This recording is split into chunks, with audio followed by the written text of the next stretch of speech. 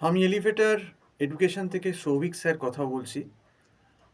আজকে আমি BBA first সেমিস্টারের ব্যাপারে কথা বলবো এবং ম্যাকআউটে যারা বিবিএ ফার্স্ট সেমিস্টারে এবছর অ্যাডমিশন নিয়েছো, আমাদের এখানে অলরেডি বিবিএ ফার্স্ট সেমের ক্লাস চলছে এবং আমরা মাইক্রো ইকোনমিক্স যে পেপারটা কম্পালসারি পেপার আছে তোমাদের, সেই পেপারটাই আমরা পড়াচ্ছি এবং বিবিএ ফার্স্ট সেমিস্টারে সবথেকে বেশি সাপ্লি হয় এই মাইক্রো ইকোনমিক্সে।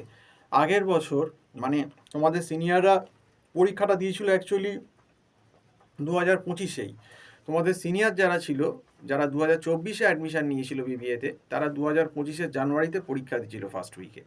তো যথারীতি পরীক্ষায় মাইক্রো ইকোনমিক্সে প্রচুর সাপ্লি হয় এবং মাইক্রো ইকোনমিক্সের কোশ্চেন বিবিএতে কিন্তু যথেষ্ট কঠিন কোশ্চেন এসেছে এবং আমি যদি এমবিএ ফার্স্ট সেমের কোশ্চেন দেখি 2025-এর, আর যদি 2025-এর আমি বিবিএ ফার্স্ট সেমের কোশ্চেনটা দেখি আগের বছরের, মানে তোমাদের যারা সিনিয়র তাদের, তো সেক্ষেত্রে কিন্তু আমি বলবো যে বিবিএ কোশ্চেন বেশিটা শক্ত হয়েছিল এবং যার কারণে কি হয়েছিল যে বেশিরভাগ অনেক স্টুডেন্ট বিবিএতে ইকোনমিক্সে কিন্তু সিনিয়ররা ফেল করেছিল। তো এই অ্যালার্টটা তোমাদেরও করে দিচ্ছি, কারণ বিবিএতে ক্লাস 12-এর পর কী হয়, বিভিন্ন ব্যাকগ্রাউন্ড থেকে আসে, কেউ আর্টস থেকে আসে, সে তো কিছুই জানে না ইকোনমিক্সের, এবং কেউ সায়েন্স থেকেও আসে, তারাও কিন্তু কিছু জানেন না।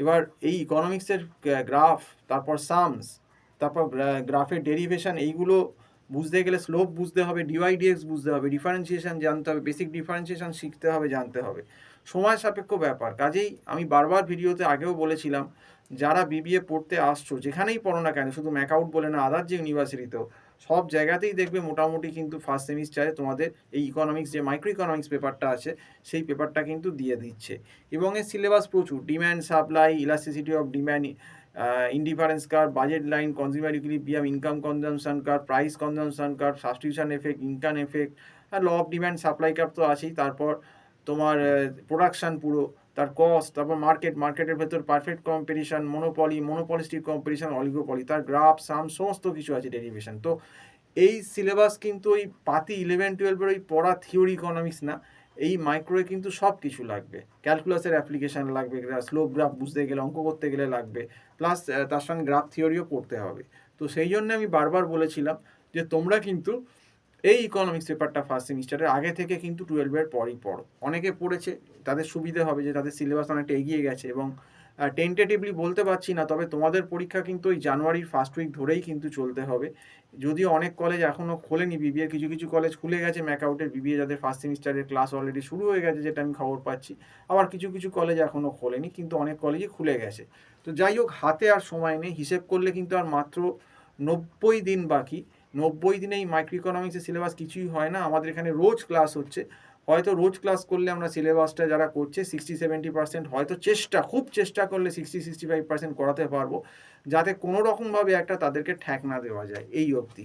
আর যারা আরও আগে থেকে করেছে তাদের লাভ বেশি, তাদের সিলেবাস 75%-80% হবে, কিন্তু যারা সদ্য বা 1 মাস আগেও জয়েন করেছে তাদের সিলেবাসও কিন্তু ওই 60-65%-এর বেশি করানো প্রত্যেক দিন ক্লাস নিলেও সম্ভব না, কারণ সিলেবাসটাই এতটাই ফাস্ট। তো এই ব্যাপারটাই আমি অনেকবার বোঝাতে চেষ্টা করেছিলাম, কিন্তু এবারেও দেখবে বিবিএ ফার্স্ট সেমে কিন্তু প্রচুর ছেলে মেয়ে কিন্তু সাপ্লি হবে এবং ফেল করবে। তো যাই হোক, আজকে এই অবধি বলেই শেষ করছি।